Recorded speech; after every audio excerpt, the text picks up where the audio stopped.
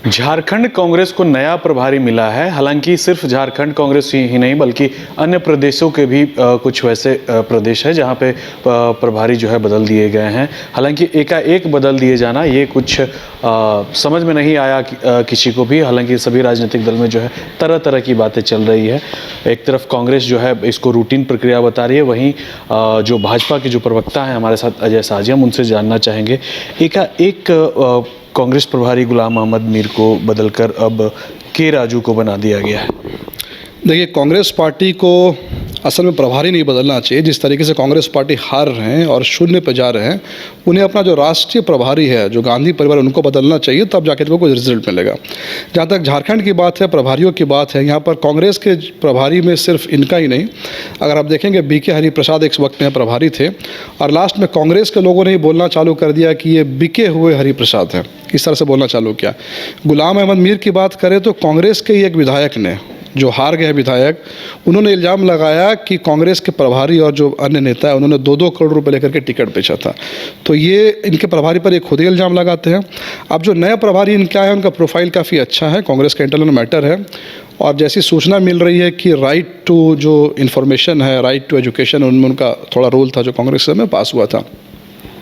तो ऐसे प्रभारी आए यहाँ पर और देखिए कि यहाँ पर जो इन्फॉर्मेशन का जो कमीशन चलता है, यहाँ पर लीडर ऑफ ऑपोजिशन था, तब भी इन्होंने जो इन्फॉर्मेशन कमीशन को नहीं बनाया और आज तक डीएमएफटी फंड जो है, डीएमएफटी फंड का जो ऑडिट है वो करने के लिए यहाँ का जो कैग पीएजी है, प्रिंसिपल अकाउंटेंट जनरल, वो रिपोर्ट मांग रहे हैं, उनको सहयोग भी नहीं दे रहे, सारे इन्फॉर्मेशन को किस तरह विथहोल्ड करके रख रहे हैं।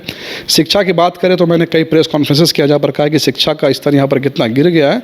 तो उम्मीद है कि प्रभारी जी आए हैं तो यहाँ के जो कांग्रेस की सरकार है जो है यहाँ पर, उसको नसीहत दे और शिक्षा के क्षेत्र में, इंफॉर्मेशन के क्षेत्र में कुछ ना कुछ बड़ा करे। हमारी शुभकामनाएं हैं।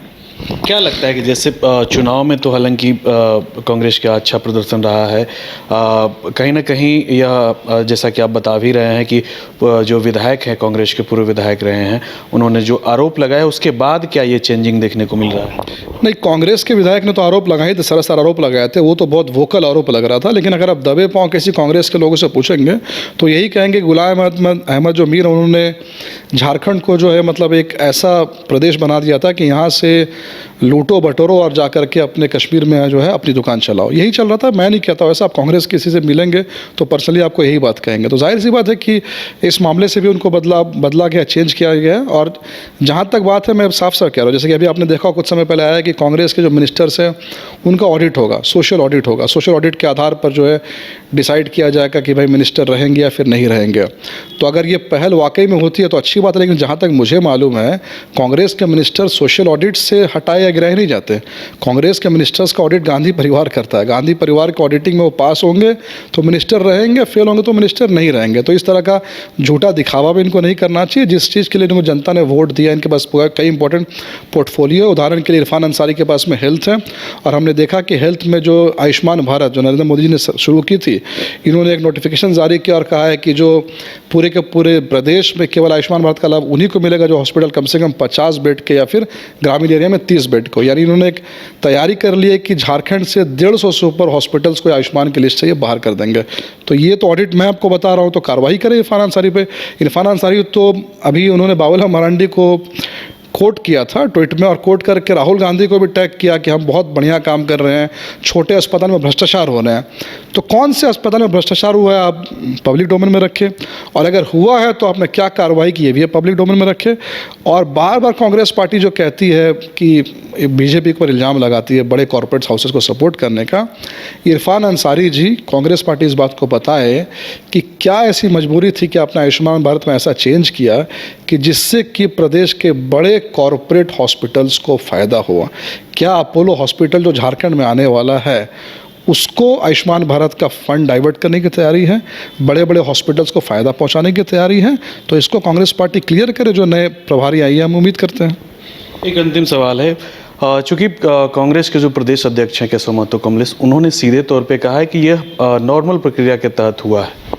नहीं, ठीक है, मैं तो कह रहा हूँ नॉर्मल प्रक्रिया है। वहाँ पर प्रक्रिया तो चली गई, प्रभारी का चुनाव सब कुछ होता है, लेकिन गुलाम अहमद मीर को आए हुए बहुत ज़्यादा दिन भी नहीं हुए थे और अंदर से अंदर ही अंदर उनके खिलाफ बहुत सारे बगावत के सुर भी हो रहे थे। लोग तो ये भी बता रहे कि कुछ बहुत सारे ऐसे विधायक थे जो कि मंत्री बनने की तमन्ना थी, वो मंत्री नहीं बन पाए और मंत्री नहीं बन पाने के बाद में मतलब उछल कूद चालू हो गया है।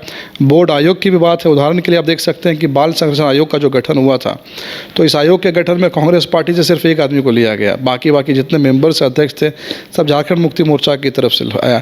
तो कांग्रेस पार्टी के हारे हुए विधायक जो है, जो भी बड़का गांव से विधायक हार गई हैं, ऐसे विधायक लोग दबाव बना रहे हैं कि भाई उनका जो प्रभारी हो ऐसा हो जो कि हेमंत सोरेन सरकार पे प्रेशर पॉलिटिक्स करे। लेकिन हेमंत सोरेन जी शासन चलाना सीख चुके हैं, वो प्रेशर पॉलिटिक्स में नहीं आते हैं और इसलिए चाह रहे कि कोई ऐसा प्रभारी बने जो हेमंत सोरेन पे प्रेशर बनाए। मुझे यही लगता है। जाहिर तौर पे ये अजय शाह जी हैं, इन्होंने सीधे तौर पे कहा है कि जो पूर्व के जो प्रभारी हैं गुलाम अहमद मीर, वो जो है हेमंत सोरेन पर प्रेशर पॉलिटिक्स नहीं कर पा रहे थे। हालांकि जो इसी कारण से जो है ये बदले गए हैं। हालांकि अब देखना यह होगा कि आगे आने वाले जो समय में जो नए प्रभारी आते हैं वो किस तरीके से अपना रुख स्पष्ट करते हैं और आगे जो झारखंड कांग्रेस की जो राजनीति होगी उस किस दिशा में जाती है। सहयोगी राजबलम के साथ कुंदन कुमार, न्यूज़ बाइस्कोप, रांची। विश्व स्तरीय मेडिकल सुविधाओं से युक्त रांची का देवनिका हॉस्पिटल, जहां है neonatal ICU, burn intensive care unit, modular operation theatre, 24/7 emergency trauma service, multi disciplinary ICUs, emergency care, MRI, CT scan, advance cath lab, fully automated path lab, echo, ultrasound, ultra modular patient beds और pharmacy. Devnika hospital and research centre, किफायती दर पर विश्व स्तरीय इलाज, ancillary Chowk, Tupudana industrial area, Ranchi. 5 राज्य, 61 शहर, 150 project और एक वास्तु विहार। नई सोच, नया घर, बनाए रखिए अपना प्यार, सेवा में है वास्तु विहार।